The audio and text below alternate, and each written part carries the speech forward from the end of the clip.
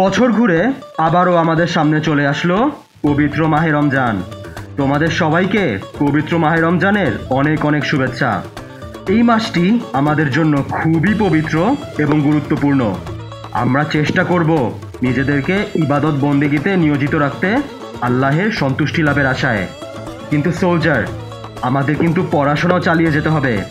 তোমাদের মধ্যে অনেকেই আছো যারা কিনা রোজা রেখে পড়তে চাও না। রাতের বেলা তারাবি পড়ে তোমরা খুব ক্লান্ত হয়ে পড়ো এবং ঘুমিয়ে পড়ো। এই ভিডিওতে আমি তোমাদের রমজান মাসে পড়াশোনার একটা রুটিন দেওয়ার চেষ্টা করব। কিন্তু তার আগে তোমাদের বলে রাখি, এই ভিডিওটি তাদের জন্য যাদের কিনা পড়াশোনার ইচ্ছা শক্তি আছে। যাদের পড়াশোনার প্রতি ইচ্ছা শক্তি নেই, তাদের দিয়ে খুব একটা লাভ হবে না এই ভিডিও থেকে। তাই সোলজার, আমি চাই তোমাদের মধ্যে পড়াশোনা করার পূর্ণ ইচ্ছা থাকুক, তাহলেই এই ভিডিও থেকে তুমি উপকৃত হবে। চলো শুরু করা যাক তাহলে। রাতের বেলা ঈশার নামাজের পর তারাবি শেষ হতে সময় লাগে 10:30। তারপর তুমি বাসায় এসে ডিনার করে 11টার মধ্যে ঘুমিয়ে পড়বে। 11টা থেকে 4টা পর্যন্ত মোট 5 ঘন্টার একটা শক্ত ঘুম দিবে। তারপর 4টায় ঘুম থেকে উঠে সেহরি করে ফজরের নামাজ আদায় করবে। নামাজ শেষ করে বাসায় আসতে আসতে তোমার 6টার মতো বাজবে। তারপর সোলজার, সকাল 6টায় তুমি বই খাতা নিয়ে বসে পড়ো টেবিলে। পুরো 12টা পর্যন্ত একটা কঠিন লেভেলের পড়াশোনা দাও।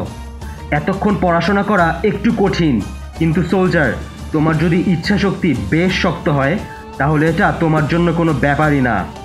তারপর তোমরা গোসল করে জোহরের নামাজ পড়তে চলে যাও। জোহরের নামাজ পড়ে বাসায় এসে দুপুর 2টা থেকে 4:15 পর্যন্ত একটা ঘুম দাও। ঘুম থেকে উঠে আসরের নামাজ পড়তে চলে যাও। বিকাল 5টার দিকে বাসায় এসে তোমরা ইফতার পর্যন্ত কিছুক্ষণ পড়াশোনা করতে পারো, কিন্তু আমি বলবো এই সময়টায় তোমাদের কুরআন তিলাওয়াত করতে। তারপর ইফতারের পর ইশারের আগ পর্যন্ত তোমরা আবারও কিছুক্ষণ পড়াশোনা করতে পারো।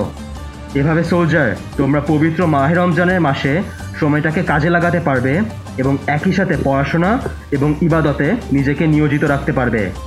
আমি তোমাদের যেই রুটিনটা বললাম, এই রুটিনে মোট 7 থেকে 8 ঘন্টা পড়াশোনার জন্য বরাদ্দ আছে। আমি মনে করি রমজান মাসে 7-8 ঘন্টা পড়াশোনা করা যথেষ্ট। আর কেউ যদি বেশি পড়াশোনা করতে চাও তাও করতে পারো। রুটিনটা তোমাদের কাজে আসবে আশা করি। সাফল্য আসবেই।